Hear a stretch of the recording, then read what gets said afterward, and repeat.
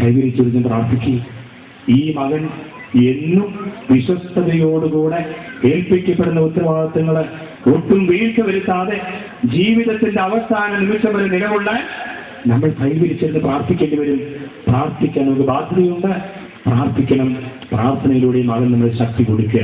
പ്രിയമുള്ളവരെ, ഇന്ന് ഈ പരിശുദ്ധമായ കർമ്മത്തിൽ നമ്മൾ പങ്കെടുക്കുമ്പോൾ ഒത്തിരിയേറെ പ്രാർത്ഥന ആവശ്യമാണ്. ഇടവയ്ക്ക് വേണ്ടി പ്രാർത്ഥിക്കണം. ഈ കുടുംബത്തിന് വേണ്ടി നമ്മൾ പ്രാർത്ഥിക്കണം. നമ്മുടെ ബ്രദർ ജോലി ചെയ്യാൻ പോകുന്ന സ്ഥലത്ത് ആ ഡൈസിന് വേണ്ടിയിട്ട്, കണ്ടോ ഡൈസിന് വേണ്ടിയിട്ട് അദ്ദേഹം ഒക്കെ ഒരുപക്ഷെ ഫേസ് ചെയ്യാവുന്ന സാഹചര്യങ്ങളെക്കുറിച്ച് അല്ലെങ്കിൽ കണ്ടുമുട്ടാവുന്ന വ്യക്തികളെയൊക്കെ സമർപ്പിച്ച് നമ്മൾ പ്രാർത്ഥിക്കണം.